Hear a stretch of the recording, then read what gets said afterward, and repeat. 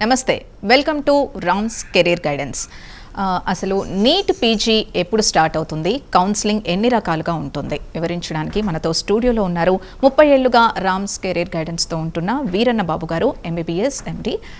Welcome sir. Sir, అసలు neat పీజీలో cut off marks ఎంత ఉంటుంది అంటే ఏం చెప్తారు? ఇది 800 మార్క్స్ పేపర్ మేడం. అది 276 జనరల్, 235 OBC SC ST. దాంతో ఇది క్వాలిఫై అయిన కింద లెక్క. ఈ పై మార్కులు ఎంత వచ్చినా ఈ నీట్ పీజీకి వాళ్ళకి they are eligible. Okay okay అసలు అంటే ఏ స్టేట్స్లో ఉంటుంది? Throughout India madam. దీన్ని కౌన్సిలింగ్ అనేది 3 పార్ట్స్లో ఉంటుంది madam. MCC medical counselling committee అది ఒకటి చేస్తుంది. ఆ మెడికల్ కౌన్సిలింగ్ కమిటీ కూడా first round, second round, mop up round, stay vacancy round. ఇది ఆల్ ఇండియాలో ఉన్న గవర్నమెంట్ కాలేజెస్ అన్నిట్లో కూడా ఈ పీజీలో హై క్వాలిఫై ఎవరైతే హై మార్క్స్ స్కోర్ చేశారో వాళ్ళందరికీ ఫ్రీ సీట్స్ రావడానికి అవకాశాలు ఉంటాయి. సెకండ్ వన్ ఏంటంటే ఏ స్టేట్కి ఆ స్టేట్. మన తెలంగాణ వచ్చేపాటికి KNR university, Kaloji Narayanarao university. Andhra వచ్చేపాటికి NTR యూనివర్సిటీ. కర్ణాటక వచ్చేపాటికి KEA, కర్ణాటక ఎడ్యుకేషన్ అథారిటీ. అలాగే మనం యూపీ చేస్తాం, బీహార్ చేస్తాం, రాజస్థాన్ చేస్తాం. ఏ స్టేట్ అయినా ఏంటంటే 3 టైప్స్లో ఉంటుంది మేడం. కాంపనెంట్ అథారిటీ అంటారు, అంటే ఏంటంటే free seat, next management seat, next NRI seat. దానిలో MCC వచ్చేప్పటికి only free seat. All government colleges ఉన్నాయి.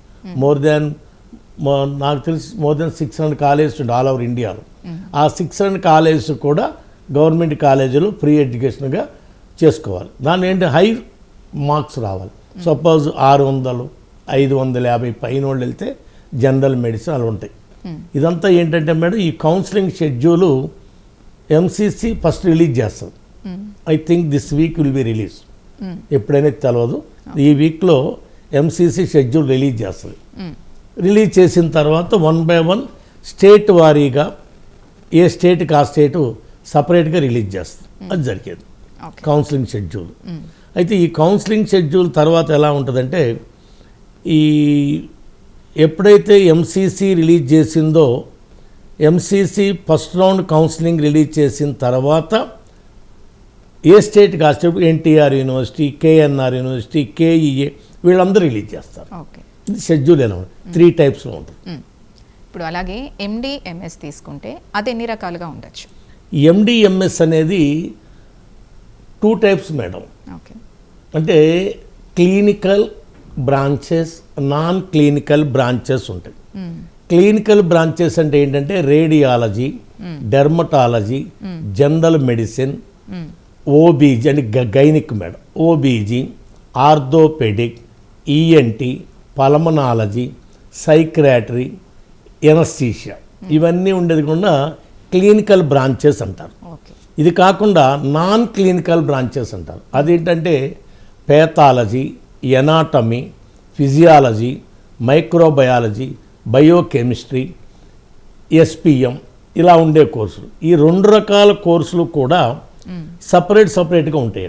కౌన్సిలింగ్ ఒకటే, మనం అప్లై చేసుకోవాలి దాంట్లో. అంటే మనకు వచ్చిన స్కోర్ను బట్టి, స్టూడెంట్ యొక్క ఇంట్రెస్ట్ను బట్టి. కొంతమంది ఏంటంటే నేను రేడియాలజీ చేయాలనుకుంటారు, ఆ రేడియాలజీ కోసం పాటు చేస్తారు. కొంతమంది ఏంటంటే పేథాలజీ చాలు నాకు అంటారు, పేథాలజీకి అప్లై చేస్తారు. ఈ 2 టైప్స్ కూడా ఒకే కౌన్సిలింగ్లో ఉంటాయండి. కౌన్సిలింగ్ ఒకటిలో ఉంటుంది. దానిలో మనం అప్లై చేసుకోవాలి. క్లినికల్లో అప్లై చేసుకోవాలా, నాన్ క్లినికల్లో అప్లై చేసుకుని మనం చూసుకోవాలి. ఓకే, అంటే అసలు ఏ ర్యాంక్కి ఎక్కడ అడ్మిషన్ వస్తుంది? అంటే క్లినికల్, నాన్ క్లినికల్ తీసుకుంటే ఎక్కడ అడ్మిషన్ వస్తుంది అంటారు? ఇప్పుడు క్లినికల్, నాన్ క్లినికల్ పక్కన పెట్టండి మేడం. క్లినికల్ వచ్చేపాటికి మీకు సపోజు ఆల్ ఇండియాలో 600 మార్కులు పైన వస్తే కానీ ఫ్రీ సీట్ రాదండి. అంటే మీరు అడిగింది ర్యాంక్ కదా, మినిమం 12,000, 13,000 ఉంటే రేడియాలజీ, డెర్మటాలజీ, జనరల్ మెడిసిన్ ఈ 3 హై డిమాండ్ ఉన్న కోర్సులండి. ఈ రేడియాలజీ, డెర్మటాలజీ, జనరల్ మెడిసిన్ బాగా డిమాండ్ ఉన్న కోర్సులు. 545,000 కిందకి వెళ్ళాలండి. పైన ఏంటంటే మేనేజ్మెంట్ సీట్లకి వెళ్ళాలి, అది వేరే సంగతి. మనం ప్రీ సీట్ల వరకు చూస్తే ఏంటంటే మినిమం 600 మార్క్స్ ఉంటే రేడియాలజీ కానీ, డెర్మటాలజీ కానీ, జనరల్ మెడిసిన్ కానీ ఈ ఆల్ ఇండియా కాలేజెస్లో ఫ్రీ సీట్ రావటానికి ఛాన్సెస్ ఉంటాయి. ఓకే, అసలు కౌన్సిలింగ్ స్కెడ్యూల్ తీసుకుంటే ఎలా ఉండబోతోంది? కౌన్సిలింగ్ షెడ్యూల్ మీకు 29 నుంచి రిలీజ్ చేస్తుంది మేడం ఎంసీసీ. వాళ్ళు ఒక 20 days టైం ఇస్తారు. 20 daysలో ఫస్ట్ అప్లికేషన్స్, తర్వాత ఈ మా వెబ్ ఆప్షన్ మొత్తం 15 రోజులు ప్రాసెస్ మేడం. ఈ 15 రోజుల తర్వాతే రిజల్ట్ వచ్చేది. ఈ క్లినికల్ సెక్షన్ అప్లై చేసుకున్నా, నాన్ క్లినికల్ సెక్షన్ అప్లై చేసుకున్నా ఫస్ట్ ఇవన్నీ అప్లై చేసుకోవాలి వాడు. అది చేసుకుంటే ఉంటుంది అనమాట. అయితే దీనిలో ఏంటంటే మేడం ఫస్ట్ మనం చెప్పేది ఏంటంటే క్లినికల్ సెక్షన్లోనే ఎవరెవరికైతే కావాలనుకుంటున్నారో టాప్ బ్రాంచెస్ వాళ్ళకి ఏంటంటే 450 మార్కులు వచ్చినాయి, వాళ్ళకి రేడియాలజీ చేయాలి. అలాంటి వాళ్ళు ఎస్పెషల్గా ఏంటంటే డీమ్డ్ యూనివర్సిటీ వెళ్ళాలి. అది మీకు 2 minutes చెప్తాను ఏంటనేది. మనం ఫస్ట్ ఎంసీసీలో చదువుకున్నాం కదా గవర్నమెంట్ కాలేజీలో. ఈ గవర్నమెంట్ కాలేజీలో అయితే మాత్రం మేడం 550 మార్కులు పైన వచ్చుంటే రేడియాలజీ, డెర్మటాలజీ, జనరల్ మెడిసిన్ ఎక్కడో చోట ఆల్ ఇండియాలో ట్రై చేయడానికి అవకాశాలు ఉంటాయి. ఈ తర్వాత ఈ కౌన్సిలింగ్ షెడ్యూల్లోనే ఆల్ ఇండియాతో పాటుగా డీమ్డ్ కాలేజెస్ ఉంటాయి మేడం. అవి మోర్ దాన్ 60 to 70 కాలేజెస్ ఉన్నాయి ఆల్ ఇండియాలో. అది కూడా ఎంసీసీతో పాటే కౌన్సిలింగ్ స్టార్ట్ అయింది. ఈ డీమ్డ్ ఏంటంటే సపోజ్ మన తెలంగాణలో మల్లారెడ్డి యూనివర్సిటీ ఉంది, ఓన్లీ 1 డీమ్డ్ కాలేజ్. ఆంధ్రప్రదేశ్ వచ్చేపాటికి మీకు గీతం యూనివర్సిటీ. ఇదొకటి ఈ స్టేట్లో ఈ తెలుగు రాష్ట్రాల్లో ఒక్కొక్క కాలేజ్ ఉన్నాయి. తమిళనాడు వచ్చేపాటికి number of colleges Savitha, Meenakshi, SRM, Ramachandra, మంచి మంచి పేరున్న కాలేజీలు ఉంటాయి. అలాగే కర్ణాటకలో ఉంటాయి. ఈ డీమ్డ్ కాలేజీ మన స్టూడెంట్కి చెప్పే అడ్వైజ్ ఏంటంటే సపోజ్ 500 మార్క్స్ వచ్చినాయండి, ఫ్రీ సీట్ రాదు కాబట్టి టాప్ డీమ్డ్ కాలేజీలో మేనేజ్మెంట్ కోటాకి వెళ్తే 100% సీట్ రావడం. రేడియాలజీ, డెర్మటాలజీ, జనరల్ మెడిసిన్ ఏదైనా సరే అప్రాక్సిమేట్గా 30 to 40 lakhs per annum fee ఉంటుంది. ఓకే, అంటే ఇప్పుడు స్కోర్ రెడ్యూస్ తీసుకుంటే అది ఎలా ఉండబోతోంది? ఎంత స్కోర్ వరకు రెడ్యూస్ చేస్తారు? స్కోర్ రెడ్యూస్ అనేది ఇప్పుడు కాదు మేడం. స్కోర్ రెడ్యూస్ ఎప్పుడు కూడా ఏంటంటే ఆ ఫస్ట్ రౌండ్ అయిన తర్వాత. యాక్చువల్గా ఏంటంటే స్కోర్ రెడ్యూస్ ఎందుకు చేస్తున్నారంటే ఎంసీసీ వాళ్ళు నాన్ క్లినికల్ సెక్షన్లో సీట్లు మిగిలిపోతున్నాయండి.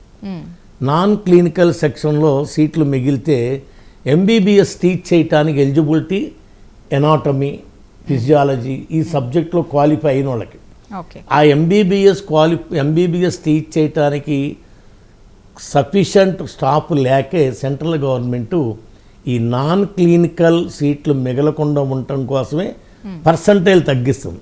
ఇప్పుడు 23లో 0% ఇచ్చింది. అంటే 0 మార్క్స్ వచ్చినా ఈజ్ ఎలిజిబుల్ ఫర్ నీట్ పీజీకి. అలాగే 24లో ఏం చేసింది 5% ఎస్సీ, ఎస్టీ, ఓబీసీ, 15% జనరల్ అన్నారు. అది ఎప్పుడంటే సెకండ్ రౌండ్ కౌన్సిలింగ్లో, కొన్ని థర్డ్ రౌండ్ కౌన్సిలింగ్ చేస్తారు. ఎప్పుడు కూడా పర్సంటైల్ రెడ్యూస్కు కావాలి వెయిట్ చేసే వాళ్ళకి చెప్పేది ఏంటంటే రిక్వైరీ డాక్యుమెంట్స్ ఉంటాయి వాళ్ళకి, వాటి కోసం ముందు కన్సల్ట్ చేస్తే మనం అడ్వైజ్ చేయగలం వాళ్ళకి ఏమేం కావాలి ఏంటిది. రెడ్యూస్ అనేది మాత్రం 100% అక్టోబర్ 15 తర్వాతే రెడ్యూస్ అవుతుంది కౌన్సిల్. ఏది మీరు అడిగిన స్కోర్ రెడ్యూస్. సో అసలు ఏ కోర్సెస్కి ఎంత డిమాండ్ ఉంది అంటే కొంచెం ఏ కోర్స్ కంటే madam radiology, dermatology, general medicine, pulmonology, ఓబీజీకి హై డిమాండ్ మేడం. ఇదేంటంటే ఇప్పుడు సపోజు మీకు ఇందాక 3 rounds అని చెప్పాను, 4th ఇంకోటి ఇన్స్టిట్యూషనల్ కోటా ఉంటుంది. ఇన్స్టిట్యూషనల్ కోటా అయితే 4 CR ఉంటుంది మేడం. ఇన్స్టిట్యూషనల్ కోటాలో మనం సీటు బుక్ చేసుకోవాలంటే 4 కోట్లు అడుగుతున్నారు సిటీలో. అదే మీకు మేనేజ్మెంట్కి వెళ్తే 24 lakhs, ఎన్ఆర్ఐకి వెళ్తే 69 lakhs. కానీ ఇన్స్టిట్యూషనల్ కోటాకున్న వ్యత్యాసం ఏంటంటే, సపోజ్ మనం ఈ రోజున ఎక్స్ అనే కాలేజీలోకి వెళ్ళి ఇన్స్టిట్యూషనల్ కోటాకు 20 lakhs అడ్వాన్స్ ఇచ్చి తీసుకున్నాం అనుకోండి, ఫీజు రెడ్యూస్ అయినాక మనకన్నా 100 మార్కులు ఎక్కువ వచ్చినా కౌన్సిలింగ్లో మనకే ఇస్తారు తప్ప ఎక్కువ వచ్చిన వాళ్ళకి ఇవ్వరు. ఓకే, అదొక్కటే అడ్వాంటేజ్. అది ఆల్ ఓవర్ ఇండియాలో తెలంగాణ, ఆంధ్రాలోనే ఉన్నాయండి ఇన్స్టిట్యూషనల్ కోటా సీట్స్. బ్రాంచ్కి 1-2 ఉంటాయండి, అలా ఉంటాయి అన్నమాట. ఓకే, అసలు ఇప్పుడు ఈ నీట్ పీజీకే తీసుకుంటే కౌన్సిలింగ్కి సంబంధించి స్టూడెంట్ ఎలాంటి ప్రిపరేషన్ ఉండాలంటారు? వాటికి సపరేట్గా కోచింగ్ సెంటర్స్ ఉంటాయి మేడం. ఎంబీబీఎస్ పాస్ అయిన తర్వాత నా దాదాపు హైదరాబాద్లో, బెంగళూరు, ఢిల్లీ కోచింగ్ సెంటర్స్ ఉంటాయి. ఆ కోచింగ్స్ ప్రిపేర్ అవుతాయి. అయితే ఒకసారికే రాదండి, ఒకసారికే రాదు. ఎందుకంటే దాదాపు మీకు 210 members అపీర్ అవుతారండి. ఓకే, 210 members అపీర్ అవుతారు. More than clinical, non clinical కలుపుకుంటే మనకి 65,000 సీట్స్ ఉన్నాయండి. ఓకే, సారీ మేడం, అంత కాదు, ఇంకా తక్కువ ఉంటాయి సీట్స్. క్లినికల్, నాన్ క్లినికల్ కలుపుకొని చెప్తే సీట్లు. అయితే ఏంటంటే ఈ క్లినికల్ సెక్షన్కి ఇప్పుడు మీకు స్కోర్ రెడ్యూస్ అయ్యేదాకా ఈ సీట్లు ఉండవు madam. Okay, management, NRI first రౌండ్లోనే radiology, dermatology, general medicine seats full అయిపోతాయి. ఈ 3 సీట్లు అయిపోతాయి ఫుల్. తర్వాత ఇక సెకండ్ రౌండ్ వచ్చేపాటికి ఎప్పుడైతే స్కోర్ రెడ్యూస్ అయ్యిందో అప్పుడు ఈ general surgery, ENT, anaesthesia, pulmonology, orthopaedic వాటికి డిమాండ్ పెరిగింది. అలా చేసుకుంటూ ఉండొచ్చు అన్నమాట, సరిపోతుంది అప్పుడు. సో ఇప్పుడు all India wise NTR, KNR, KE, Rajasthan, UP ఇలా చూసుకుంటే ఎలా ఉంటుంది? అంటే ఫీజ్ స్ట్రక్చర్ వచ్చేపాటికి మేనేజ్మెంట్ సీట్ వచ్చేపాటికి 30 lakhs నుంచి 40 lakhs వరకు ఉంటాయి మేడం, డిపెండ్స్ అపాన్ కాలేజ్. ఇప్పుడు మన స్టూడెంట్కి మనం చెప్పేది ఏంటంటే మేడం, ఏదైనా అప్లై చేసే ముందు ఆ కాలేజీ ఎలా ఉంది, కాలేజీ బిల్డింగ్స్ కదా కావాలి, ఓపీ కావాలి. పీజీ చదివే వాళ్ళకి ఓపీ మినిమం 500 ఓపీ ఉండాలి. 500 ఓపీ లేకుండా అక్కడ ఏమి నేర్చుకుంటాడు? అందువలన ఈ స్టూడెంట్స్కి తెలవదు, ఆన్లైన్లో చూసుకుంటారు, పెట్టేసుకుంటారు, అక్కడికి వెళ్ళాక ఏముండదు. అలా కాకుండా ఏంటంటే కన్సల్టెన్సీని తెలిసిన వాళ్ళని కన్సల్ట్ చేసుకుంటే ఏ కాలేజీలో ఎంత ఓపీ ఉంటుంది, ఏ కాలేజ్, ఇప్పుడు సపోజ్ రేడియాలజీకి ఎలా ఉంటుంది, జనరల్ మెడిసిన్కి ఎలా ఉంటుంది, ఓబీజీకి ఎలా ఉంది, ఈ సబ్జెక్ట్ వారికి ఉంటుంది. ఇప్పుడు సపోజ్ మనకి ఎస్విఎస్ ఉందండి, ఆర్థోపెడిక్లో చాలా టాప్ పేరు ఉంది అక్కడ, అలా ఉంటుంది అన్నమాట. ఒక్కొక్క కాలేజీకి ఒక రకంగా ఉంటుంది. అలా మనం ఏ గ్రూప్కి ఆ గ్రూప్ చేసుకోవాలి, అలా చేసుకుంటే మంచిది. అసలు స్టూడెంట్ ఎక్కువగా ఏ సబ్జెక్ట్స్ పై దృష్టి పెట్టాలి అంటే ఏం చెప్తారు? సహజంగా 90% స్టూడెంట్స్ అందరూ కూడా ఏంటంటే రేడియాలజీ, జనరల్ మెడిసిన్, ఆడపిల్లలు అయితే ఓబీజీ, పీడియాట్రిక్స్ అదొకటి మంచి డిమాండ్ అనుకోవచ్చు, చిన్నపిల్లల డాక్టర్ పీడియాట్రిక్స్. ఈ 3 మీద ఎక్కువ డిమాండ్ మేడం. కొంతమంది ఏంటంటే మనకి జనరల్ సర్జరీ చేయాలి, రేపు సూపర్ స్పెషాలిటీ అవ్వాలి నేను అనుకునే వాళ్ళు జనరల్ సర్జరీ చేసుకుంటారు, జనరల్ మెడిసిన్ చేసుకునే వెళ్తారు సూపర్ స్పెషాలిటీకి, అలా ఉంటుంది అన్నమాట. ఓకే, అంటే ఇప్పుడు ఈ ప్రాక్టీస్ టెస్ట్లు అంటూ ఉంటాయి కదండి, అవి ఎంతవరకు ఉపయోగపడతాయి? అసలు స్టూడెంట్ స్ట్రాటజీ ఎలా ఉండాలంటారు? స్టూడెంట్స్ అనేది హార్డ్ వర్క్ చేయిందే ఈ పీజీల్లో క్వాలిఫై అవ్వడం కష్టం మేడం. పీజీలో మోర్ దాన్ 18 hours కష్టపడే స్టూడెంట్స్ ఉన్నారు. 18 hours కష్టపడ్డా ఒక్కోసారి అనుకున్న మార్క్స్ రాక డిసప్పాయింట్ అవుతారు, మళ్ళా ప్రిపేర్ అవుతారు. కేవలం మేడం ఇది ఆర్థికంగా బలహీనంగా ఉండేవాళ్ళు అయితే మాత్రం కష్టపడి మంచి మార్కులు తెచ్చుకొని వాళ్ళకున్న యాంబిషన్ ఏదైతే ఓబీజీ అవ్వాలా, జనరల్ మెడిసిన్ అవ్వాలా, రేడియాలజీ అవ్వాలా చేసుకుంటమే కానీ ఫైనాన్షియల్గా అమౌంట్ పెట్టు చదవటం అనేది లో మిడిల్ క్లాస్ ఫ్యామిలీ వాళ్ళకి అందుబాటులో లేని కోర్సు. ఓకే. అందుబాటులో ఉండదు అది. ఇప్పుడు ఏదైనా ఉంటుంది మేడం, కాలేజీలో 4 సీట్లు ఉన్నాయనుకోండి, ఒకటి ఏ కేటగిరీ కౌన్సిలింగ్, ఒకటి బి కేటగిరీ కౌన్సిలింగ్, ఒకటి సి కేటగిరీ కౌన్సిలింగ్, ఒకటి ఇన్స్టిట్యూషనల్ కోట. 4 సీట్లు ఉంటాయి. ఇప్పుడు ఎంబీబీఎస్ 150 సీట్లు ఉంటాయి. ఇది అలా ఉండదు, 4 సీట్లు ఉంటాయి. ఈ 4 సీట్లు ఎంతమంది పోటీ పడతారు? మేనేజ్మెంట్ వచ్చేపాటికి పోటీ ఉంటుంది, ఫ్రీ సీటా పోటీ ఉంటుంది, ఎన్ఆర్ఐ పోటీ, ఇన్స్టిట్యూషనల్ కోటాకి ఏంది ముందే మనం డబ్బులు ఇచ్చి కొనుక్కుంటాం. ఇప్పుడు ఈ కాంపిటేటివ్ ఎగ్జామ్స్ తీసుకుంటే మనకి ముఖ్యంగా మాట్లాడుకోవాల్సింది టైం మేనేజ్మెంట్ గురించి. సో మరి టైం మేనేజ్మెంట్ ఎలా ఉంటుంది? లేదు మేడం, కాంపిటేటివ్ అసలు మనకి సంబంధం లేదు మేడం. ఈ కాంపిటేటివ్ అనేది ఈ నీట్ అపియరెన్స్ సపరేట్ పార్ట్. మనది ఏంటంటే ఎంబీబీఎస్ అయినా ఎండిఎంఎస్ అయినా క్వాలిఫై అయిన వాళ్ళ వరకే మనకు సంబంధం. నీట్ క్వాలిఫై అయిన తర్వాత వాళ్ళు మన దగ్గరికి వచ్చి మాకేం కావాలి ఏంటి. ఇప్పుడు సపోజు ఒక స్టూడెంట్ వచ్చారండి, వాళ్ళకి ఆల్ ఇండియాలో కావాలి, అతనికి 375 మార్క్స్ ఉన్నాయి. ఆల్ ఇండియాలో కావాలి అన్నప్పుడు ఎక్కడైనా పర్వాలేదు అన్నప్పుడు ఏం చేయాలంటే అన్ని స్టేట్లు అప్లై చేసుకోవాలి మనం, అప్పుడు తక్కువకు వస్తుంది. తెలంగాణనే అనుకోండి, ఈ తెలంగాణలో ఉన్న కాంపిటీషన్ మీద రాదు కదా. కొంతమంది యూపీ అప్లై చేస్తారు, కొంతమంది బీహార్ అప్లై చేస్తారు, ఛత్తీస్గఢ్ ఉంది, వెస్ట్ బెంగాల్ ఉంది. నేనైతే మాత్రం ఆల్ ఇండియా మొత్తం అప్లై చేస్తాను. ఆల్ ఇండియా స్టేట్ కౌన్సిలింగ్ కూడా నేను అప్లై చేస్తాను. ఓకే, మీరు బ్రేక్ తీసుకున్నాను, వాటర్ తాగుతున్నాను. చెప్పండి బ్రేక్ అని. పర్లేదు, తీసుకోండి. తీసుకోరా ఇప్పుడు? తీసుకోండి.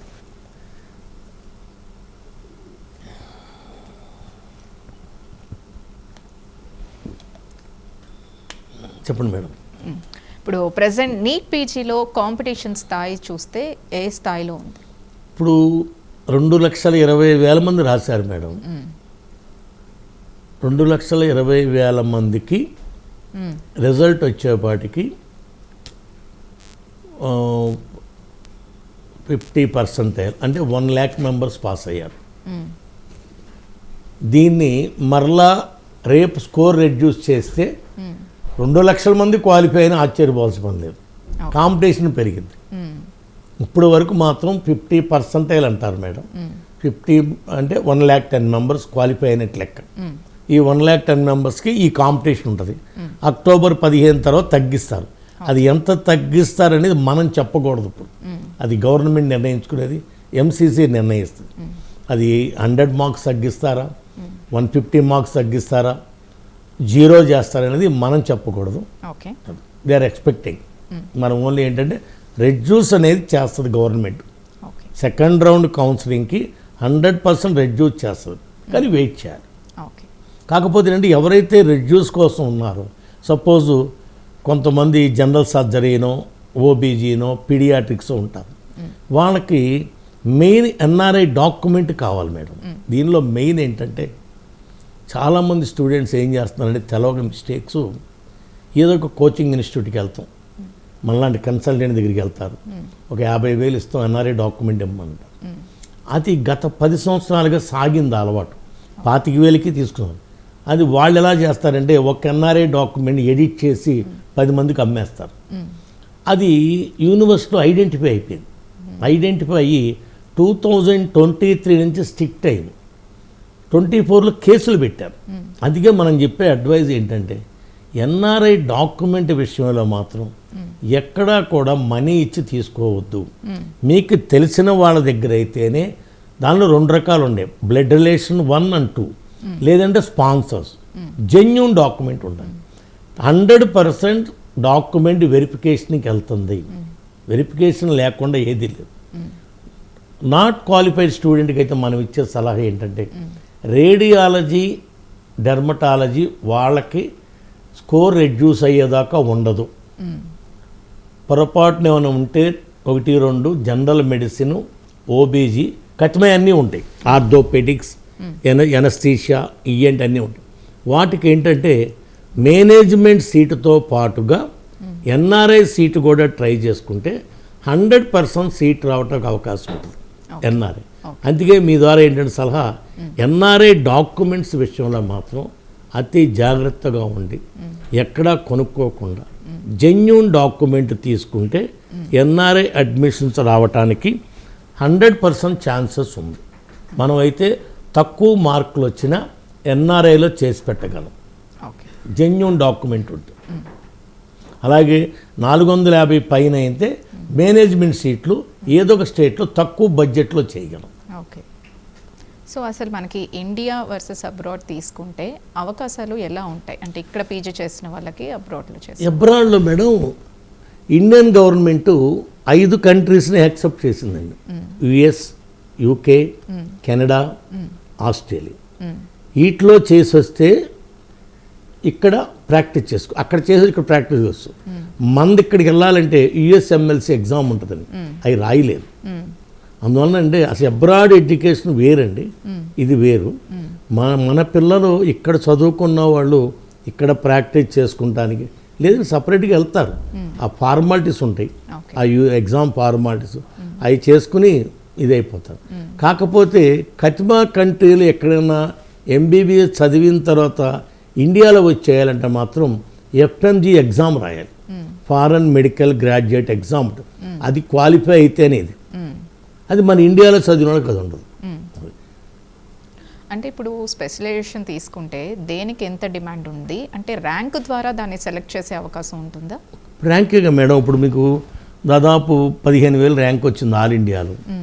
వాళ్ళకి రేడియాలజీ, డెర్మటాలజీ, జనరల్ మెడిసిన్ వస్తుంది.